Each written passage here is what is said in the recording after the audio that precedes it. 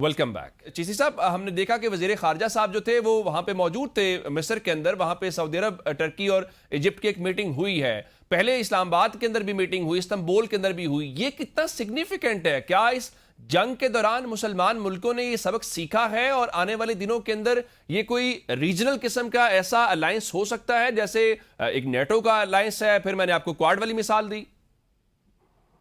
گوندل صاحب، ڈیپینڈ کرے گا کہ یہ جو ممالک جن کی بھی آپ بات کر رہے ہیں اور جن کی ابھی نہیں کر پا رہے ہم، اور خاص طور پر مڈل ایسٹ کے ممالک جو جی سی سی کا حصہ تھے، یہ ڈیپینڈ کرے گا کہ وہ امریکن انفلوئنس سے کتنی کامیابی سے نکل سکتے ہیں ٹھیک. اور ان کے کتنے زیادہ سٹیک ہیں امریکہ کے ساتھ. امریکہ کا آپ کو پتا ہے جو انفلوئنس اس ایریا میں رہا ہے، اور کولڈ وار بیسیکلی کیا تھی سوویت یونین اور امریکہ کے درمیان، وہ تو انفلوئنس کی گیم تھی صرف کہ کس کا انفلوئنس کہاں تک ہے. پوری دنیا دو حصوں میں ڈیوائیڈڈ تھی، ایک کولڈ وار آبویسلی ایک سوویت بلاک تھا اور ایک امریکن بلاک تھا. تو امریکہ تو ابھی بھی کسی طرح نہیں چاہے گا کہ چاہے وہ جنگ اس طرح نہیں جیتا جس طرح وہ چاہتے تھے، لیکن اس کا مطلب یہ نہیں ہے کہ اس کی ڈیٹرنس ختم ہو گئی ہے. اس کا مطلب یہ نہیں ہے کہ 42-43 جہاز ان کے تباہ ہوئے ہیں تو 6,500 جہاز کہاں چلے جائیں گے. وہ تو ابھی بھی ملٹری پاور سب سے نمبر 1 ہے. تو دیکھنا یہ پڑے گا کہ ان ملکوں کے سٹیکس کتنے ہیں، ان کے پاس بانڈنگ کیا ہے، ایگریمنٹس کیا ہیں، obligation کیا ہے. It is good to think, it is good to، جس کو کہتے ہیں نا wish to have this. Everybody would like کہ ہم کہیں کہ ایک ایسی انڈیپینڈنٹ ہو. ہاں یہ ضرور ہے اس کے حق میں جو آپ پوائنٹ کر رہے ہیں کہ ان ممالک نے ریئلائز ضرور کیا ہے کہ امریکہ کے ساتھ الائنس کر کے وہ تو اپنے جو 11 یا 15 ایئر بیسز تھے ان کو بھی نہیں بچا سکا، کوئی ڈیفنس بھی نہیں کر سکا، اپنے سولجرز بھی نہیں بچے. تو ہمارا کیا انفلوئنس؟ یہ انٹرنل پریشر ان کے اپنا پبلک کا بھی ہوگا، میڈیا کا بھی ہوگا، گلوبل بھی دنیا دیکھ رہی ہے. تو آئی تھنک ایک نیو فاؤنڈ ریئلزم تو ضرور آیا ہے کہ امریکن انفلوئنس کم ہوا ہے جو اس جنگ سے پہلے تھا. اور پیس بورڈ کے وقت آپ یاد کریں امریکن انفلوئنس کتنا تھا، خاص طور پریزیڈنٹ ٹرمپ کا. اور آج Canada, NATO, European Union, Greenland, Denmark, وہ ممالک آلموسٹ آپ نے دیکھا کس طرح ڈیفائی کیا انہوں نے مختلف موقعوں پر اوکیجنلی. تو یہ ایک نیو فاؤنڈ ریئلزم تو ہے دنیا کے اندر. اور آخری بات یہ ہے کہ ایران کا انفلوئنس بڑا ہے. ایران کو ملک انگیج کرنا چاہتے ہیں. جی سی سی کے ممالک بھی چاہیں گے جو فارمر جی سی سی تھے. ابھی آپ نے دیکھا ہے ایران کے ساتھ Korea, Japan, India direct collaborate کر کے بات چیت کر رہے ہیں تاکہ ہم وہ اپنے انڈیپینڈنٹ بینیفٹ لے سکیں، ناٹ تھرو امریکہ. تو یہ نیو فاؤنڈ ریئلزم اور نیو فاؤنڈ انفلوئنس ہے دونوں سائڈز کا. بالکل ٹھیک ہے. بلوچ صاحب، میں آخر میں آپ سے جاننا چاہ رہا ہوں، ایک تو چلے ہم یہ دیکھ رہے ہیں جس طرح چیسی صاحب نے بڑا رائٹلی اس کو پوائنٹ آؤٹ کیا کہ نیو الائنسز بن سکتے ہیں، خاص کر جو مڈل ایسٹ کنٹریز ہیں ان کو اگر دیکھیں. پھر جو ہم پاکستان کی بات کرتے ہیں کہ اتنی بڑی کامیابیاں ہیں تو ہم اس کو میٹیریلائز کیسے کریں گے، ہمیں اکنامک بینیفٹ کیسے ہوگا. کیا ہم اس تناظر میں دیکھ سکتے ہیں کہ آنے والے دنوں کے اندر ہماری جو ڈومیسٹک آڈینس ہے اس کو بھی فائدہ ہوتا ہوا نظر آئے گا؟ ڈیفینیٹلی. دیکھیے، ہر پالیٹکس اندر سے from its core is about economics. ٹھیک، آئیڈیالوجی ہوتی ہے لیکن یس، بٹ ہمارا جو کور ہوتا ہے پرپس کسی ڈپلومیٹک، بلکہ ڈپلومیسی کی جو بنیاد پڑی وہ پڑی ہی ٹریڈ سے تھی، کیونکہ دنیا ٹریڈ بڑھانا چاہتی تھی اور انہوں نے اپنے انوائز بھیجے. یہ تو بعد کی پھر پروٹوکولز اور وغیرہ بنے، لیکن اصل میں ڈپلومیٹ کا پہلا پلاننگ جو انیشیل تھا ہی ٹریڈ. تو میں سمجھتا ہوں کہ وہ ہم کور پہ ہمیں آنا چاہیے اور آئیں گے. اور جو انوائرمنٹ کی ہم بات کر رہے ہیں، اللہ کرے یہ تمام چیزیں ہمارے اس دعا اور اس خواہش کے مطابق. کور آبجیکٹو اکانومی ہے، وہ کہتے ہیں کہ there is no free lunch in this world. اس کے ساتھ ہی میں اپنے دونوں معزز مہمانوں کا، جی آر بلوچ صاحب کا اور ایئر کموڈور ریٹائرڈ خالد چشتی صاحب کا شکریہ ادا کروں گا. آپ نے بڑی تفصیل کے ساتھ ان پہلوؤں کا احاطہ کیا. اب ناظرین آگے بڑھیں گے اور سیاست کے معاملات ہیں. پنجابی زبان بولنے پہ ڈیکورم متاثر ہوتا ہے کہ نہیں ہوتا، اور پھر یہ جو ابھی مذاکرات کی باتیں ہو رہی ہیں کیا یہ ممکن ہے کہ نہیں ہے، اور پھر پی ٹی آئی یہ آدھا تیتر اور آدھا بٹیر کے ساتھ کیسے چل رہی ہے. اس کے اوپر آج ہم نے دعوت دی ہے دو اپنے معزز مہمانوں کو. پاکستان تحریک انصاف سے رکن قومی اسمبلی عارف مبین جٹ صاحب ہمارے ساتھ موجود ہیں. جٹ صاحب سے پوچھتے ہیں کہ وہ کیوں نہیں ڈیکورم کا خیال رکھتے، اور مسلم لیگ نون سے بڑے ووکل وائبرنٹ ہر جگہ نون لیگ کا مقدمہ لڑنے والے حذیفہ رحمان صاحب نے مجھے جوائن کر لیا. آپ دونوں کا بہت شکریہ. میں ذرا آغاز جو ہے وہ کرنا چاہتا ہوں جٹ صاحب آپ سے. مجھے یہ بتائیے کہ یہ ایوان کے اندر آپ کیا کس قسم کی زبان استعمال کرتے ہیں، کس قسم کا لب و لہجہ استعمال کرتے ہیں، جس کی بنیاد کے اوپر کہا جاتا ہے کہ جناب دیکھیں ایوان کو یہ کوئی فلم سٹوڈیو نہ بنائیں، مولا جٹ کی طرح تقریریں نہ کریں، ڈیکورم کا خیال نہ کریں. یہ کیا وجہ ہے؟ آپ کیوں نہیں اردو یا انگریزی کے اندر بات کرتے؟ بھائی جان گوندل صاحب بڑی مہربانی. مجھے تو پہلے یہ بتائیں نا، پنجابی بولنے والوں سے، ان لوگوں کو جن کو تکلیف ہے، پنجابی بولنے سے کون سا ڈیکورم خراب ہو جاتا ہے؟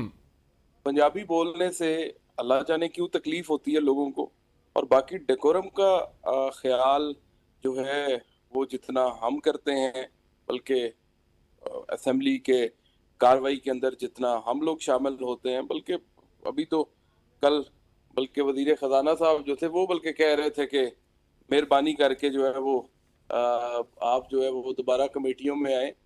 تو ان کو خود ہمارے کام کا اتنا خود سے اندازہ ہے، تو یہ جو ڈیکورم خراب کرنے والی بات ہے، یہ ایویں ان کی سیاسی بات کوئی کسی نے کی ہوگی.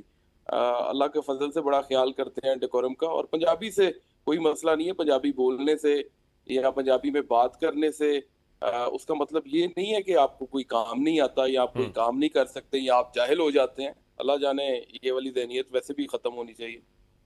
بالکل ٹھیک ہے. میں ذرا حذیفہ صاحب کے پاس جانے سے پہلے ذرا ایک شارٹ سنانا چاہتا ہوں قومی اسمبلی کی کارروائی کا، پھر ذرا صاحب سے بات کرتے ہیں. ذرا سنائیں جی خاتون رکن اسمبلی جو ہے انہوں نے کیا کہا. جب وہاں سے تقریریں ہوئیں تو میں نے دیکھا کہ اس ایوان کو ایوان کی جگہ فلم سٹی بنا کے پنجابی میں تقریریں، لیکن اس ایوان کا ایک ڈیکورم ہے. یہاں پہ مولا دا کھڑا کی جو ہے وہ شوٹنگ نہیں ہوتی، یہاں پہ عوام کے لیے بجٹ تیار ہوتے ہیں. حذیفہ صاحب آپ نے گفتگو بھی سنی ہے. پنجابی 37% لوگ بولتے ہیں، اردو 9 یا 8% کے آس پاس لوگ بولتے ہیں. آپ دانشور بھی ہیں، ظاہر لکھاری ہیں، لکھتے ہیں. یہ تو علاقائی زبانوں کو پروموٹ کیا جاتا ہے، لیکن یہ آپ کے ہی کولیگ ہیں، آپ کی اسمبلی سے ہیں، وہ کہہ رہی ہیں کہ پنجابی بولی جاتی ہے، ڈیکورم. یہ مناسب ہے؟ پنجابیوں کا ووٹ تو ٹھیک ہے، لیکن پنجابی زبان بولنا یہ غیر مناسب ہے؟ جی بہت شکریہ عمر دراز گندل صاحب کہ آپ نے حکومت کا موقف جاننے کے لیے مجھے مدعو کیا. میں چند گزارشات آپ کے سامنے کرنا چاہتا ہوں. پہلی بات تو یہ ہے کہ جو ہماری خاتون کولیگ MNA صاحبہ ہیں، ان کے بیان کو میں سمجھتا ہوں کہ جو اس کی روح ہے اس کے مطابق اس کو نہیں لیا گیا، آؤٹ آف کنٹیکسٹ اس کو لیا جا رہا ہے. اچھا. پہلی بات تو یہ کہ جب ہم ظاہر ہے ریاستی بزنس کو لے کر چل رہے ہوتے ہیں یا ہم پارلیمنٹ یا کسی بھی ایسے فورم پر موجود ہوتے ہیں، تو میں جا کر سرائکی میں تقریر شروع کر دوں کہ میرے پاس 3 ڈویژن ہیں اور وہاں سرائکی بولی جاتی ہے، اور میں تو سرائکی لوگوں کی وجہ سے یہاں تک پہنچا ہوں. یا کل کوئی سرفراز بگٹی صاحب جو ہے وہ آئیں اور وہ کہیں کہ جی میں تو بلوچی میں بات کروں گا، یا ہمارے جو سینیٹر کنوار اللہ کاکڑ صاحب ہیں وہ بلوچی میں یا پشتو میں بات شروع کر دیں. ایک تو سب زبانیں بہت معتبر ہیں، ہر زبان کے اندر کچھ نہ کچھ ظاہر ہے مزہ بھی اس کے اندر موجود ہوتا ہے، طنز و مزاح کا معاملہ بھی آ جاتا ہے. اب سرائکی زبان میں کوئی ایسے سخت اشعار کروں تو لا محالہ جو پنجابی بولنے والا یہی کہے گا جی آپ نے یہاں آ کر سرائکی میں جو ہے آپ نے ہم پہ طنز کے نشتر نہیں بچھانے برسانے، آپ جو ہے اردو میں بات کریں جو بھی بات کرنی ہے. اسی اس میں ظاہر ہے پنجابی زبان ہم بولتے ہیں، میری مدر لینگویج ہے ہی پنجابی، تو ظاہر ہے وہی کہا گیا کہ پنجابی زبان اس طریقے سے آپ پارلیمنٹ میں نہ بولیں جس سے ڈیکورم متاثر ہو. یا تو پنجابی زبان تمام پارلیمنٹیرین بولتے ہی پنجابی ہوں، ملک کی نیشنل لینگویج ہی پنجابی ہو، لیکن جب نیشنل لینگویج پنجابی نہ ہو تو اس سے آپ کی نان سیریس پن کی بو آتی ہے. یعنی میں یوں کروں کہ دھوتی اور پاؤں میں خصہ اور اوپر ایک کھلا کرتا پہن کر چلا جاؤں، کیونکہ جی یہ تو پنجاب کی ثقافت ہے. تو آپ کہیں گے حذیفہ صاحب آفیشیل بزنس کیا کہتا ہے؟ کیبنٹ ڈویژن کے نوٹیفیکیشن کے تحت آپ نے یا تو شلوار قمیض اس کے اوپر ویسٹ کوٹ پہننی ہے جو آپ کا ایک آفیشیل کوڈ ڈریس ہے، اور یا آپ نے پینٹ کوٹ اور ٹائی لگانی ہے. تو اس میں ہے. باقی نہ کسی پنجابی کو حتف تنقید بنایا اور نہ بنانا چاہیے، لیکن یہ پارلیمنٹ ہے، میرا دفتر ہے یا باقی چیزیں ہیں، ہمیں جو زبان مروجہ آئین پاکستان کے تحت موجود ہے قومی زبان اردو، جس کو سپریم کورٹ نے پھر آفیشیل لینگویج کے طور پر بھی فردر امپلیمنٹ کیا، یا پھر دوسری لینگویج انگریزی ہے، لیکن ہم انگریزی کو بھی ڈسکریج کرتے ہیں کہ پارلیمنٹ میں 26 کروڑ عوام یہ زبان سن رہی ہے، بہت سارے پارلیمنٹیرین دیکھ رہے ہیں جسے انگریزی نہیں آتی، تو اس کا کیا قصور ہے کہ آپ کہیں گے میں ہارورڈ یا آکسفورڈ یا لمس کا گریجویٹ ہوں اور میں انگریزی بولوں گا. تو ایک اردو زبان ہے جس پہ سارے متفق ہیں، ہماری قومی زبان ہے.